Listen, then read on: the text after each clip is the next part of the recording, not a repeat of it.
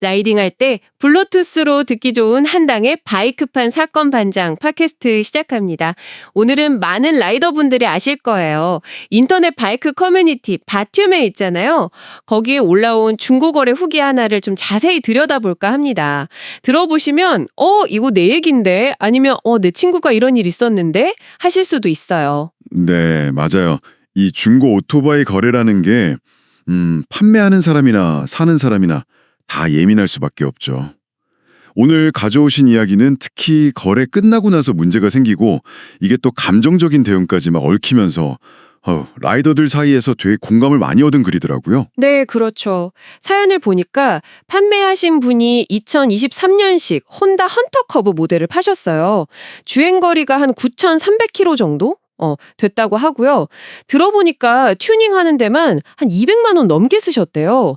그리고 무엇보다 중요한 게 실내에만 보관을 해서 바이크 색 바래는 거 있잖아요. 햇빛 때문에 그런 것도 전혀 없이 상태가 아주 좋았다고 합니다. 와, 관리는 진짜 잘하셨네요. 헌터커브 인기 모델인데. 네, 그래서 처음에는 390만 원을 생각하셨대요. 근데 이제 구매하시는 분이 가격 조정을 좀 해달라고 우리가 흔히 말하는 내고 있잖아요. 그걸 요청해서 판매자분이 또 마음이 약해지셨는지 40만 원을 깎아주셨대요. 그래서 최종 350만 원에 거래를 딱 마쳤다고 합니다. 아, 내고 가격 협상이죠. 값을 깎아달라는 거. 판매자분 입장에서는 진짜 아끼던 바이크 제값 받고 싶으셨을 텐데 그래도 40이나 깎아주셨네요. 그렇죠. 좋은 마음으로 거래를 했는데 문제는 이제 거래 다 끝나고 한 1주, 2주 그 정도 지났을 때 딱 터진 겁니다. 구매자한테서 연락이 딱 왔는데 바이크에서 오일이 샌다는 거예요. 아, 오일 누유요. 네. 근데 여기서부터 이야기가 좀 심상치 않게 흘러가는데 구매자분이 아이까지 얘기를 꺼내면서 너 벌 받을 줄 알아라. 뭐 이런 식으로 상당히 좀 감정적인 문자를 보냈다는 거예요. 허허. 오일 누유, 그러니까 기름이나 오일 같은 게 새는 건데 중고 바이크에서는 사실 뭐 아주 드문 일은 아니거든요. 근데 그걸 알리는 방식이 좀 너무 공격적이었네요. 아이 얘기까지 나오는 건 좀 그렇습니다. 판매자분은 당연히 너무 황당하다는 거죠. 아니, 팔기 직전까지 전혀 아무런 문제가 없었고 만약에 오일이 진짜 셌으면 자기 주차 공간 바닥에 당연히 기름 얼룩 같은 게 남았을 거 아니냐 이렇게 주장을 하세요. 그리고 실제로 그 구매자가 처음 바이크 보러 왔을 때 와, 손전등까지 가져와서 거의 뭐 새 차 뽑을 때 검수하는 것처럼 엄청 꼼꼼하게 봤다는 거예요. 아, 진짜요? 네. 심지어 볼트에 약간 녹슨 것까지 그런 것까지 지적을 할 정도였다고 하니까. 구매할 때는 엄청 꼼꼼하게 봤네요. 그렇죠. 보통 개인 간 중고 거래, 특히 바이크 같은 기계류는 구매자가 물건 상태를 현장에서 확인하고 서로 합의해서 거래가 딱 끝나면 그걸로 마무리되는 게 일반적이긴 하죠. 구매자가 뭐 신차 검수 수준으로 그렇게 꼼꼼히 봤다면 그 당시에는 적어도 누유 문제가 없었거나 아니면 있었더라도 본인이 인지를 못했다고 볼 여지가 크죠. 거래하고 한 1, 2주 뒤에 생긴 누유가 이게 판매 시점부터 있었던 문제인지 아니면 구매하고 나서 뭐 타는 습관이나 다른 이유 때문인지는 사실 명확하게 밝히기가 좀 어렵습니다. 네. 그럼 이 글을 본 다른 라이더분들 반응은 어땠을까요? 바튠의 댓글들을 제가 좀 봤는데 와, 진짜 거의 대부분 판매자분 편이었어요. 구매자를 비판하는 분위기가 확 느껴지더라고요. 예를 들면 뭐 딱한 거지네요. 이런 댓글도 있고 너무하네. 중고거래는 물건 받고 돈 줬으면 그걸로 끝인데 뭘 더 바래. 애까지 들먹이는 건 진짜 아니다 참. 뭐 이런 댓글들이 많았습니다. 그죠? 아무래도 문제를 제기하는 방식, 특히 아이까지 언급하면서 막 감정적으로 나간 부분에 대해서 좀 거부감을 느끼는 라이더분들이 많았던 것 같아요. 네. 그리고 되게 인상적인 댓글이 하나 있었는데 닉네임이 끝판대장이라는 분이었어요.